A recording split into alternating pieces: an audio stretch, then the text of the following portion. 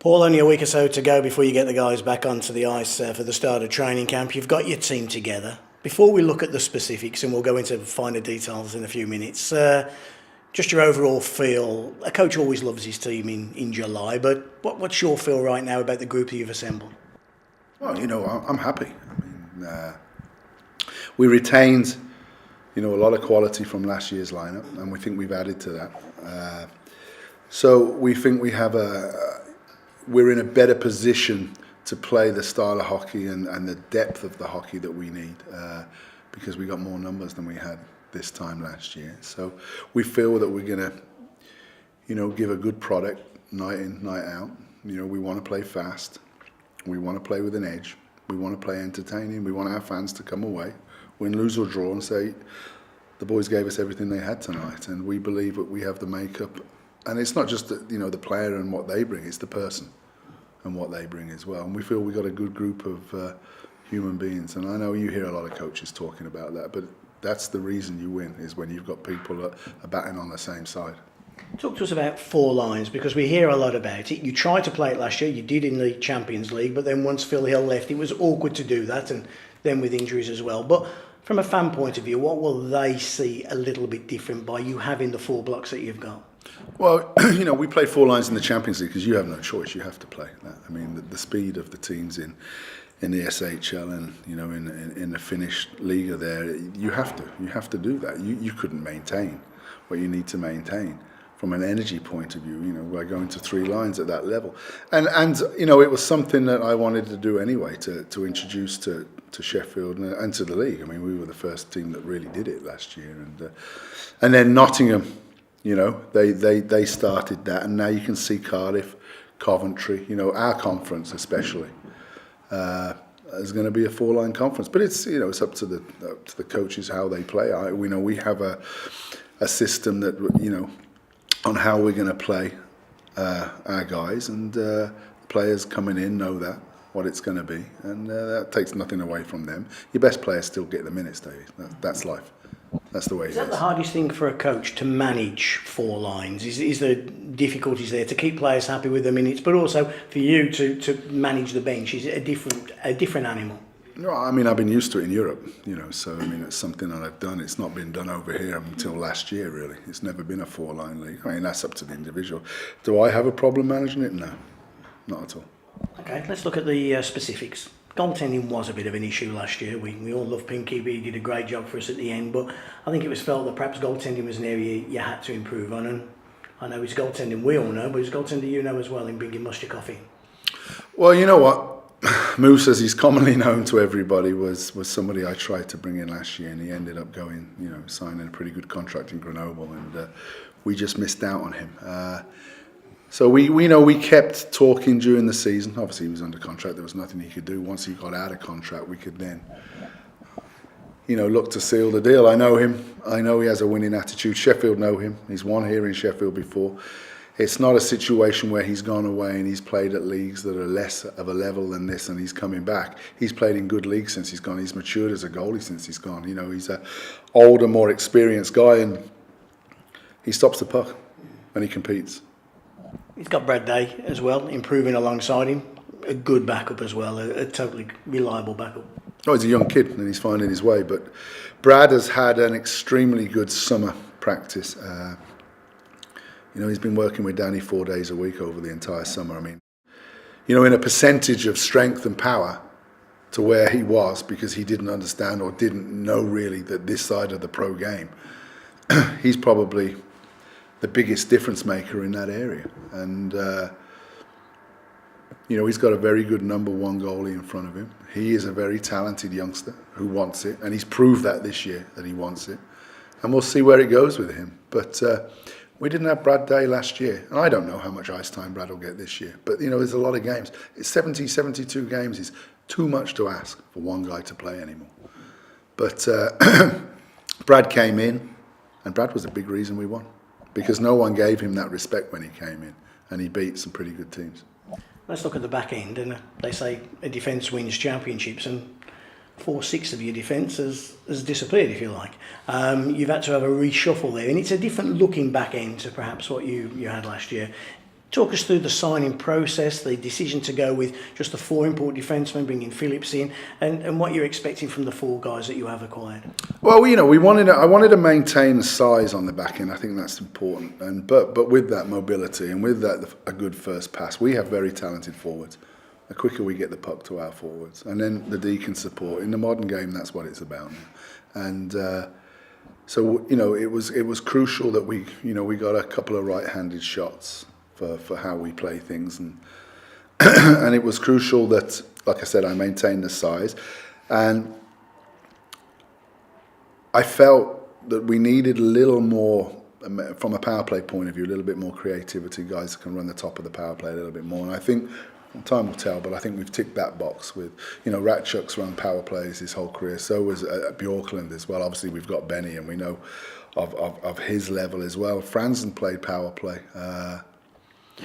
over in Indianapolis last year in the East Coast League. So we have a lot of competition in that area. But you don't want to get away from the fact that, we've lost some good players, but I think we've replaced them with very good players. And we've done a lot of work on our back end to get the style of player that we think will complement our forwards.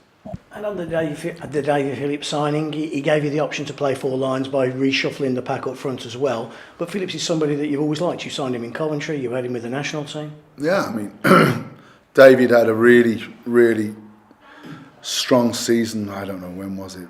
5-6 years ago, and that took him to playing a year in the American League, and then he came back.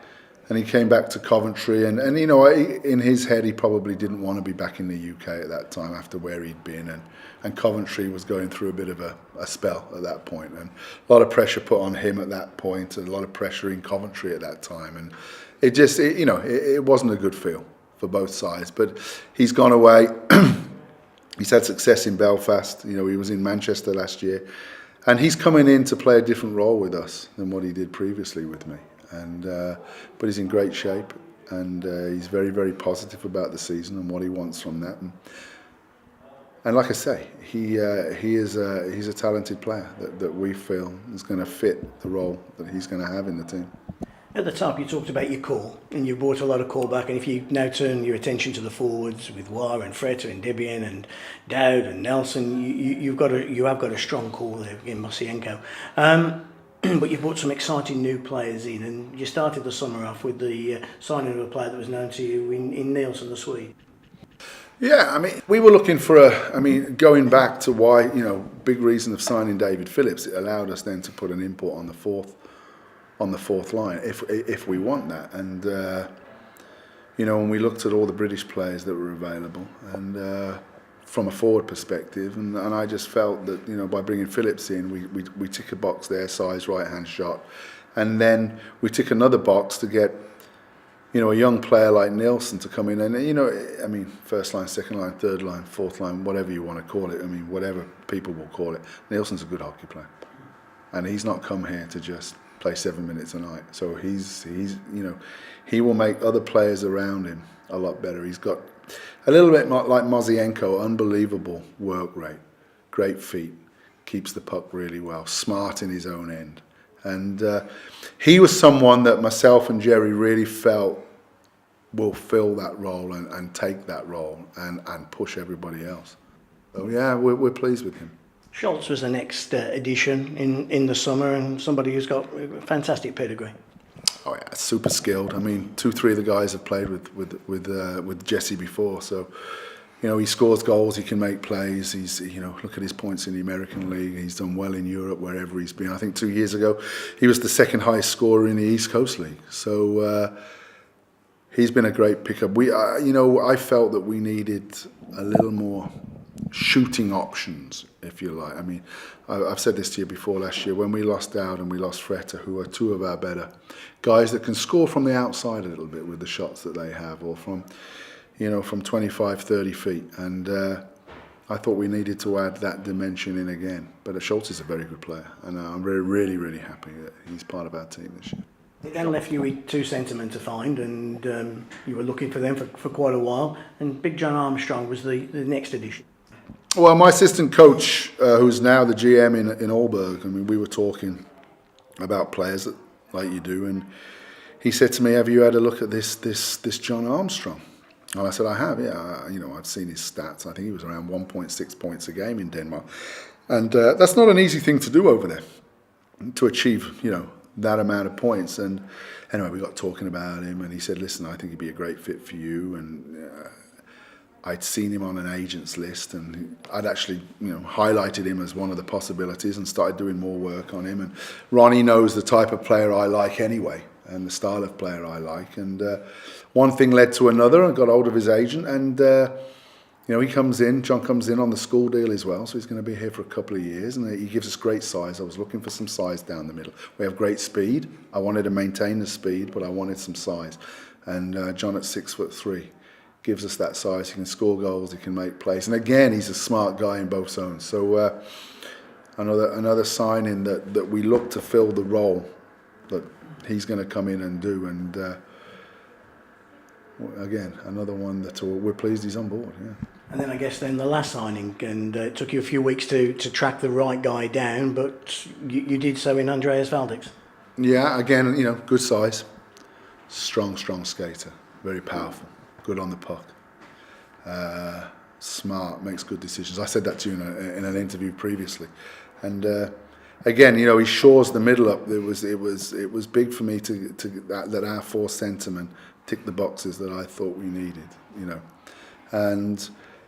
You forget a little bit to talk about the great pieces in the jigsaw that we already had from last year, because everybody's looking at the new players coming in, but when you have a core of players that we retained like we did last year, it's putting the right pieces with them or in between them. And you did that by having like a ghost roster, and then you try and fix those in, because the roster will change as the year goes on. Yeah, you know how I do it, and how I grade it and stuff like that. So it's very easy to just, somebody's available, jump on them, blah blah blah. But we were very patient over the summer, and it's a lot of work, Dave, and it's a lot of hours, and I'm looking forward to a holiday, put it that way, before it all gets going. Before you catch the plane, two players we haven't spoke about are the two kids, the two apprentices, something that's slightly different, and Kirk and Shudra, we hope to be the future.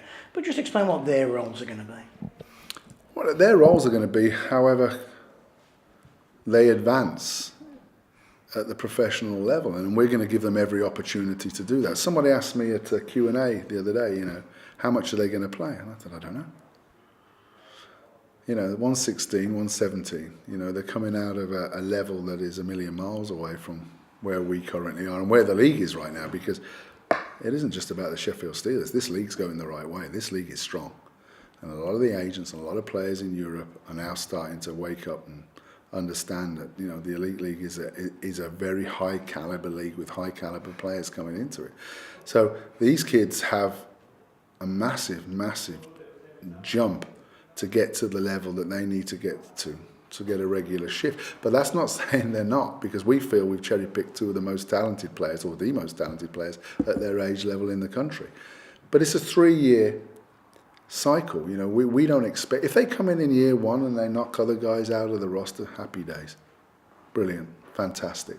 If they don't, we will continue to work with them every single day, on and off the ice, to get them to the level that they need to be the future of this club. But it's sport, how it works. But they're two dedicated youngsters. Cole's put on over, I think, 4.5 kilograms of muscle mass working with Danny over the summer. So now he's starting to develop as a man, and Danny's putting the meat on the bones in the right area to get him ready for this level of hockey. Young Kirky, he's a lot younger, a year younger. But again, he's very strong for his age, good size, and we'll need to build his muscle mass as that goes forward, but not taking away their individual talent level that they have. So it's exciting. It's an exciting time that our club is in, and 12 months on, our club is in a far better, what's the word I'm looking for, situation from a planning point of view, for going forward. And automatically, when I brought these two boys to practice with us, then I could see some of the guys, and what the hell are you bringing these kids in for? And the minute they hit the ice, okay, now we understand. And of course, they're not at the level at this point. But they're learning, they're quick, they're eager, they're hungry, and they're very determined. and we'll see where it goes this year. But it's again, we're very, very, very excited about the pair of them.